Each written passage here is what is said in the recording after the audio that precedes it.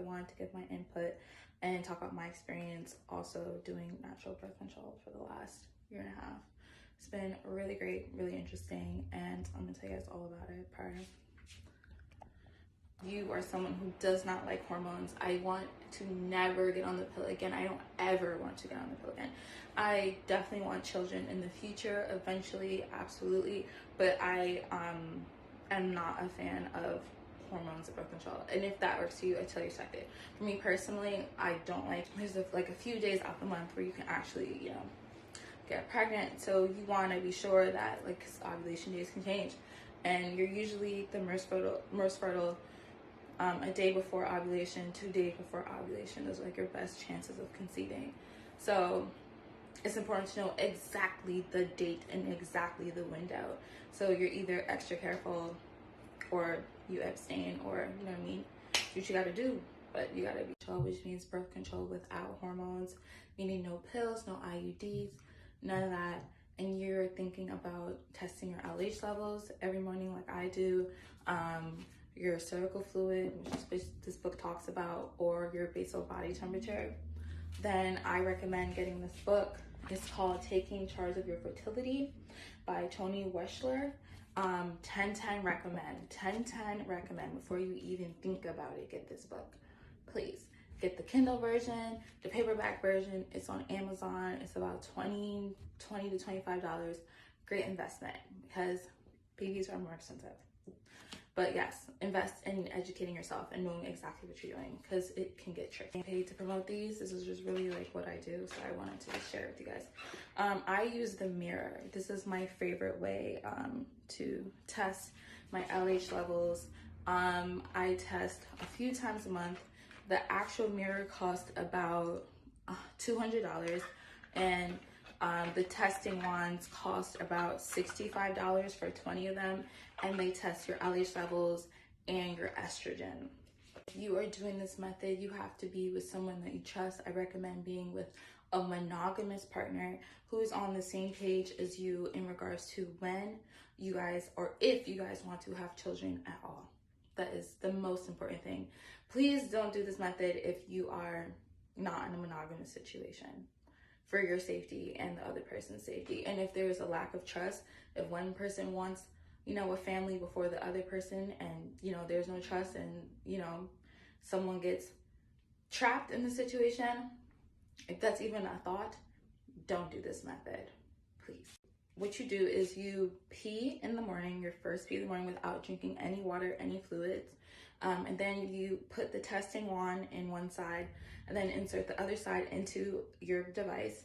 And what happens is, I ovulated in March and I got my period usually, I mean, a few weeks after ovulation, and I have like a normal 28-day or 30-day cycle, and it will let me know exactly when my ovulation cycle is. So I'll know to either sustain, be extra careful, wrap it up, whatever it takes. To only recommend this if you are in a monogamous situation with someone that you trust with your life, literally, and you guys are on the same page. Please. This cost me about $300. Also a good investment. I am a firm believer in testing at least all three, or if you don't, test your LH levels just to be safe, at least 2 out of 3 methods, whether that's cervical fluid and basal body temperature, or whether that's LH levels, estrogen, cervical fluid, or temperature, and you get my point. Daisy is great. Also, with the Daisy, if you're doing your basal body temperature, understand that you cannot take a nap for 30 minutes and then think the Daisy is going to be accurate. You need to be asleep for at least a few hours and then test your basal body temperature, because if not, it's not accurate, because your body needs to be rested, and then when you wake up, you test immediately.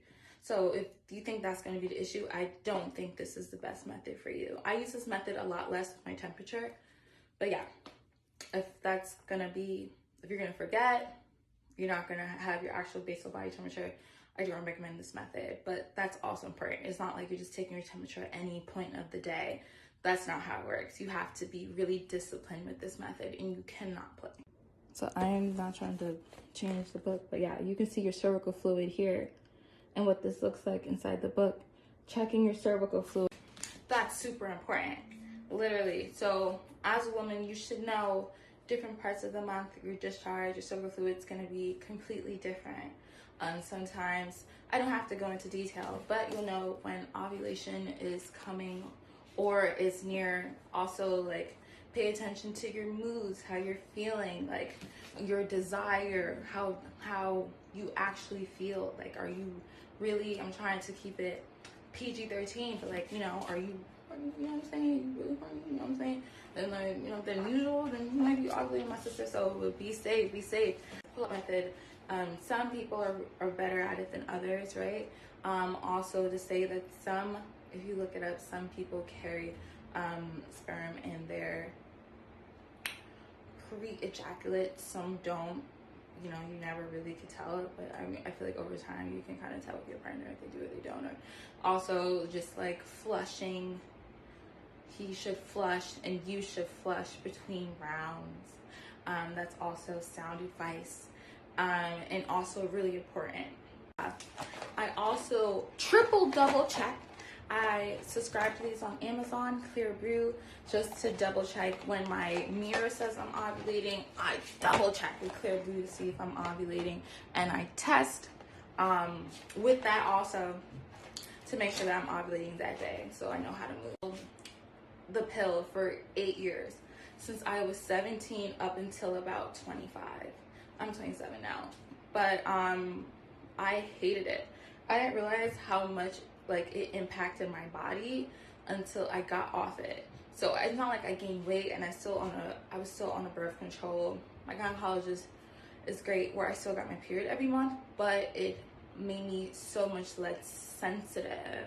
Natural birth control, you're going to have to invest time, energy, and money into this. It's not like just swallowing the pill every day. Also, the pill is not 100% effective, but it is pretty effective. I've never had any scares on the pill. So just being really intentional with it. You have to be with someone you trust. I can't stress that enough, because you guys are both tested and clean and safe. And I tend to recommend lambskin condoms for those days where you are, you know, in that cycle vibe, you know what I'm saying? They're great. Take your time, learn your partner, be amazing. It's amazing, you know what I'm saying? This part, I trust this mirror with my life. Be really, really, really, really, really, really careful also, because even if it says you ovulate, still keep testing just to be sure. Be safe. Know that the mirror is not accurate if you have water or fluids in your system. It's supposed to be, if you do drink something, wait 2 hours without drinking anything again, then test. Or like I do, test first thing in the morning after sleeping for a few hours, and I know that like I have my first pee of the day is great and ready to test. That's like, you save that pee, it's power. Take control of your fertility, no pun intended, and you know, understand this method. It will cost some money, but I think it's a worthwhile investment. I definitely recommend the mirror. I'm not gonna pay to promote it. It's just something I've used and that I trust. I think the Daisy is great too, but like I said, I would not only do one method, I would do at least two. So for me, I usually do testing my LH level, my estrogen, and my cervical fluid.